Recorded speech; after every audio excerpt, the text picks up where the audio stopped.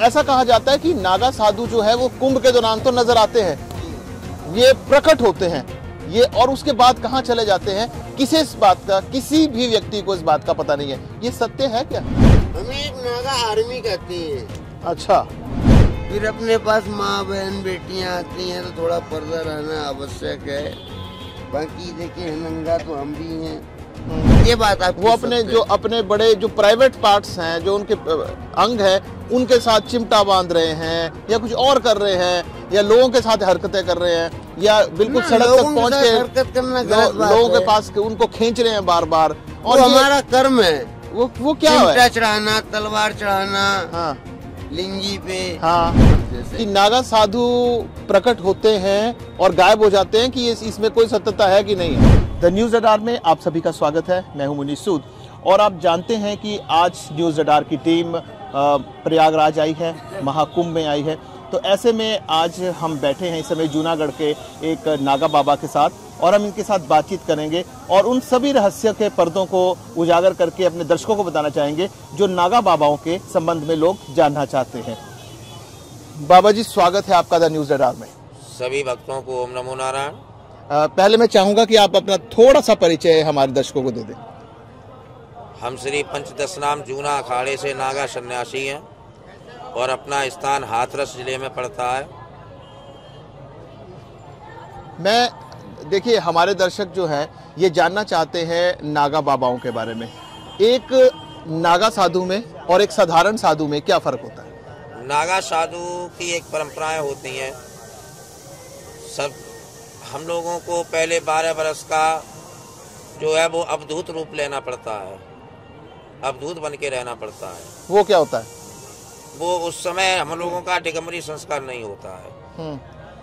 12 वर्ष तपस्या करके गुरु पीर लोग हमारे, फिर हम लोगों को नागा सन्यासी की दीक्षा दिलाते हैं।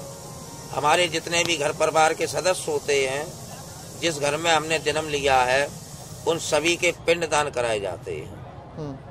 ये तो महंतों में भी किया जाता है, जो महंत बनते हैं उनमें भी ऐसे ही किया जाता है। हम जो भी नागा संप्रदाय के लोग होते हैं उनमें सभी में ये परंपराएं की जाती है। महंत भी तो हम ही लोगों में से सबसे पहले वो महंत नहीं बन जाएगा।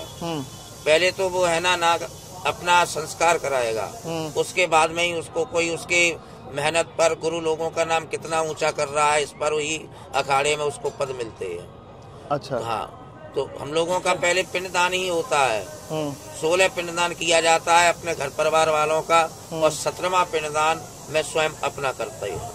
और ये जो आपके जैसे जूनागढ़ जो नाम है, हाँ, ये किस तरह से दिए जाते हैं? इसमें भी कोई ऐसा कोई? ये हमारे गुरु दत्तात्रेय, जो आप जूनागढ़ जूना नाम नहीं, इसका श्री पंचदशनाम, इसका नाम तो श्री पंचदशनाम जूना अखाड़ा है। जो आप जूनागढ़ पूछ रहे हो ना, तो ये जूनागढ़ आपके गुजरात में श्री दत्तात्रेय महाराज जी का, जो हमारे इष्ट देवता हैं, उनका वहाँ पर दरबार है। अच्छा।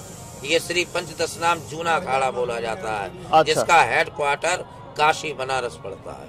अच्छा अच्छा। हाँ, आप कुछ और बताना चाहेंगे? हाँ, आप पूछे, हम आपको बताते हैं। नहीं, हम तो यही जानना चाहते हैं। देखिए, हमारे जो दर्शक हैं उनकी एक उत्सुकता बनी रहती है नागा साधुओं के बारे में, और आप मेरे विश्वास कीजिए, ऐसा है। अगर लोग कुंभ में आते हैं, कुंभ दर्शन के लिए आते हैं, देखिए पूजा आस्था सब साथ जुड़ी है, लेकिन सबसे मेन अट्रैक्शन जिसको कहते हैं ना, एक आकर्षण जो है, वो इस बात से बना रहता है कि उसमें उन्हें नागा साधु देखने को मिलते हैं। तो आपके प्रति लोगों की आस्था भी है, आकर्षण भी है और जिज्ञासा भी है, तीनों चीजें हैं। तो लोग जानना चाहते हैं कि असल में नागा साधु हैं क्या? हम तो इसी प्रश्न को लेकर आए हैं। नागा साधु जो है, आज गुरु शंकराचार्य जी ने स्थापन किया था, जब आक्रांताओं ने यहाँ बहुत आधिपत्य कर लिया। अपने राजा आपसी राजपूत में विध्वंस हो गए।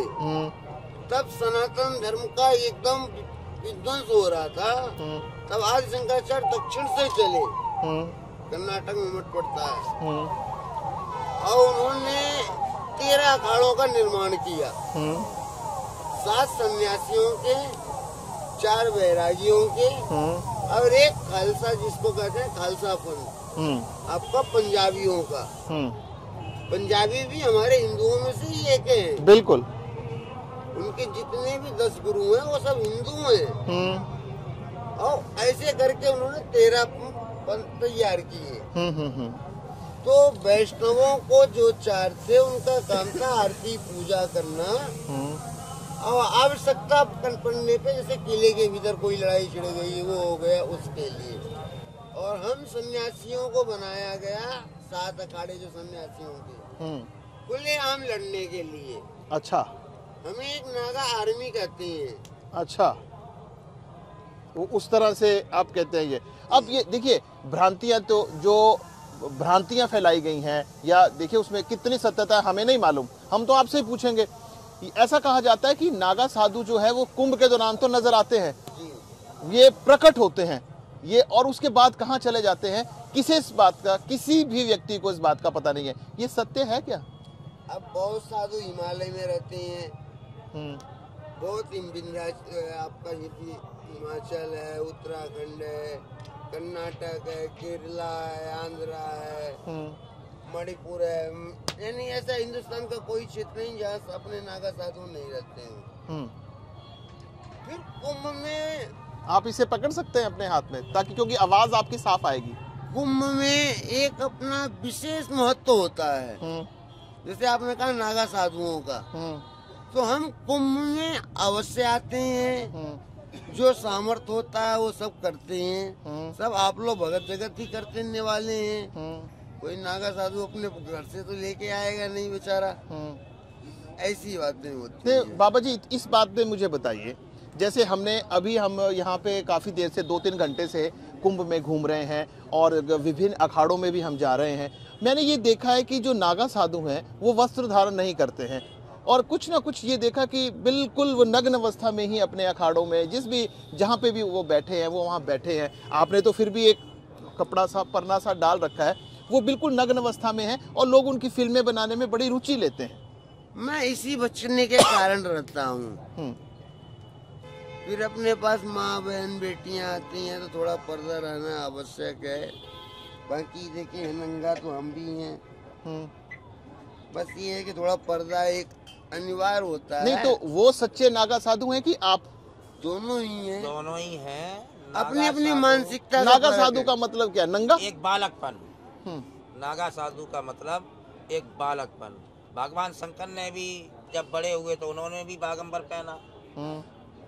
तो जब हम लोगों का रूप बड़ा हो गया, अब आप जैसे यहाँ कहते हैं नागा साधु, बेटियां हैं तो नागा साधु होने लगे। एक नुकसान तरफ जिसे वो नंगे रहने लगे, दिखाते हैं पब्लिक को कि हम नागा साधु हैं। कुछ आवागमन चलता है, माया का कोई खेल होता है। बहुतों को आपने देखा होगा फूल से मारते हैं। हाँ, वो भी देखा हमने। वो अपना अपना विचार है। हम शांति प्रिय आदमी हैं, शांति से भजन करते हैं। हमारे भी भगत जगत आते हैं। हम जो रहते हैं हम हाथरस सिटी में रहते हैं। तो एक सिटी में रहने वाला और एक वैसे वाले में बहुत फर्क पड़ जाता है भगवान। नहीं, मैं ये देख रहा था कि जैसे जब मैंने उन्हें देखा ना, जब उन नागा साधुओं के वो देखा, तो वहाँ पे हमें कुछ ऐसा लगा कि वो भक्ति कम है और नाटकपंथी ज्यादा है।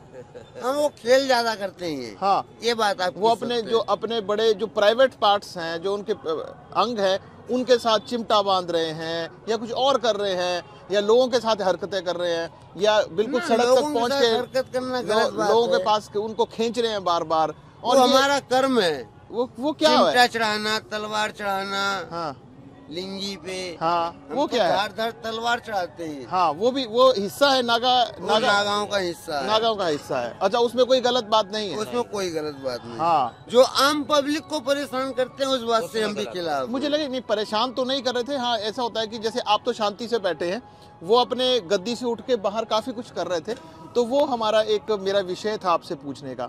और दूसरा, चलिए, आप कहते हैं कि अपने अपने वो भी आपके कर्म का एक हिस्सा है, ऐसा बोल रहे हैं आप? अच्छा, नागा साधु भक्ति किसकी करते हैं? हम शिव की भक्ति करते हैं और जगत अपने गुरु महाराज दत्तात्रेय महाराज के। और ये जो आपने शरीर पर, ये क्या है? ये भस्म है। भगवान शिव को भस्म बहुत प्रिय थी। भस्म किस चीज का होता है? भस्म यही जो जलती है अग्नि, ये अग्नि का, इसको आप पूरे शरीर पर धारण करते हैं। बाबा जी आपकी उम्र कितनी है? अब ये तो उम्र के बारे में 40 साल नहीं पूछा जाता बेटे, उम्र नहीं बताते। नहीं। आपसे जैसे हम अभी अनौपचारिक बातचीत कर रहे थे, आपने कहा तो कि 40 के आसपास है, लेकिन आपने कहा कि मैं 25 साल पहले भी यहीं बैठा था। हाँ। और आज भी यहीं बैठा हूँ। हाँ। जी। 2001 का कुंभ हुआ था 25 साल पहले, तब भी मैं कुंभ में ही था, और आज भी कुंभ में है। ये कैसे, ये प्रवृत्ति कैसे आ जाती है इंसान में? देखिए जन्म तो आपका भी साधारण घर में हुआ था। हाँ जी, एक ब्राह्मण घर में हुआ था, लेकिन बन आप यहाँ चले गए। वो एक प्रारब्ध नहीं कहते, जो प्रारब्ध होता है वो हमारा प्रारब्ध था, या उनके पूर्वजों का ऐसे कर्म थे कि हमने संन्यास धारण किया। अच्छा। अब हमारा कर्म ये है कि हम ऐसे कर्म करें कि उनका भी नाम, देश का कल्याण, विश्व का शांति हो। जैसे आपने कहा चिमटा, वो अपने स्थान पे चिल्लाते तो अच्छा लगता, अब वो रोड पे चढ़ा के, बात आपने जो कहा वो माया का दिखावा करते हैं।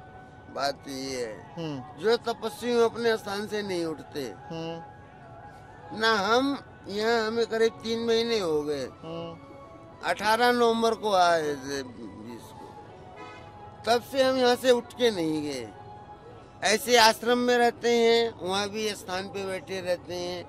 आपकी 50 गौ वंश है, 60 माई का मंदिर और आश्रम है, सब सेवा वही स्थान पे बैठ के ही होती है। तो वो मेरी बात का प्रश्न आपने, मेरे प्रश्न का उत्तर आपने नहीं दिया कि नागा साधु प्रकट होते हैं और गायब हो जाते हैं, कि इसमें कोई सत्यता है कि नहीं है?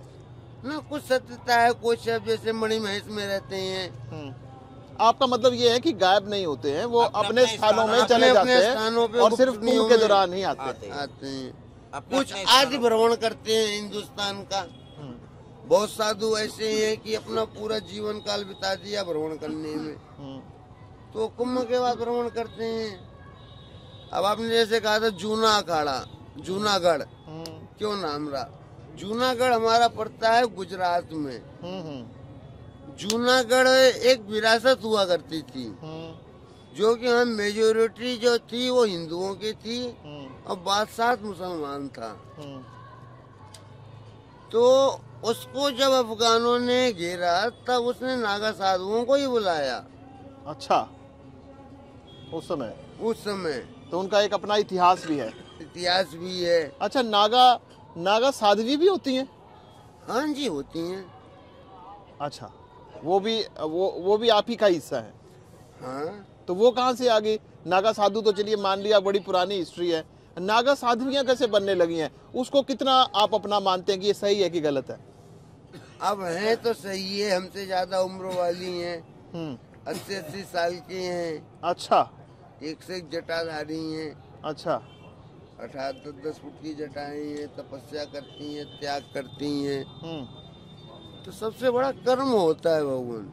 अच्छा। ना पुरुष ना नारी दोनों सामान्य बताया है। कुदरत ने 2.5 जाति बनाई थी। अब वो 2.5 जातियों का अलग अलग कर्म बनाया है। हमारा कर्म ही प्रधान तब आदि काल से चला आया है। ठीक। आपने जैसे बौद्ध मंदिर टूटे हुए देखे होंगे, कभी बरसाने का आप गए होंगे तो बरसाने का मंदिर नहीं टूटा, क्योंकि वहाँ जो रहते थे अपने साधु रहा करते थे। ठीक है। तो जब उसने बाबर का एक सेना था, उसने 40,00,000 की फौज लेके जब आक्रमण किया, वो कुछ ज्यादा ही बताते हैं, 60,000 कुछ ऐसे बताते हैं। तो वो साधु ने पूरे में एक संदेश दिलवाया, तो 4,000 इकट्ठे हुए, जिसमें से 40 साधुओं ने युद्ध में भाग लिया। तो उसका ये घमंड था 4,000 है, हम घंटे भर में काट देंगे, 80,000 है। पर वो कुल 40 साधुओं ने उन 80 को बराबर कर दिया एक पैर में, यानी 2.5 घंटे में। अच्छा। तब से आज तक बरसाने का मंदिर अजय अटल है। ठीक है। और जो बरसाना रानी है वो स्वयं शिव और शक्ति का एक अंश है। जिसको अर्धनारीश्वर कहते हैं, वो हैं। और चलिए अब चलते चलते बाबा जी एक प्रश्न, एक जो नागा साधु हैं उनसे लोग डरते भी बहुत हैं, और ऐसा भी कहा जाता है कि आप लोग जो हैं वो चूंकि शिव के भक्त हैं तो आप सभी प्रकार के नशे भी बहुत करते हैं, इसमें कितनी सच्चाई है? ना, इसमें दोनों तरह की सच्चाई है, कुछ करते हैं और कुछ नहीं करते। पर हमारा नशा का जैसे भांग हो गई, चिलम हो गई, या कभी काल दवाई, सिगरेट है या दवाई, ये चीज तो हमारी मर्यादा के अंदर होती है। आपके नागा जो आपका उसमें मर्यादा के अंदर मानी जाती है इसको, ठीक है। बाकी करने वाले, जैसे हमारे गुरु भाई ने कुछ देर पहले कहा था कि चोरी जारी और मिथ्या, यानी चोरी, नारी और जालसाजी, उल्टा सीधा कार्य नहीं करता। ठीक है। वो बाकी साधु की इच्छा है, कैसे रहता है, क्या करता है, वो उसकी खुशी होती है। ठीक है, ठीक है बाबा जी, आपने हमसे बात की, हमें समय दिया, बहुत बहुत धन्यवाद।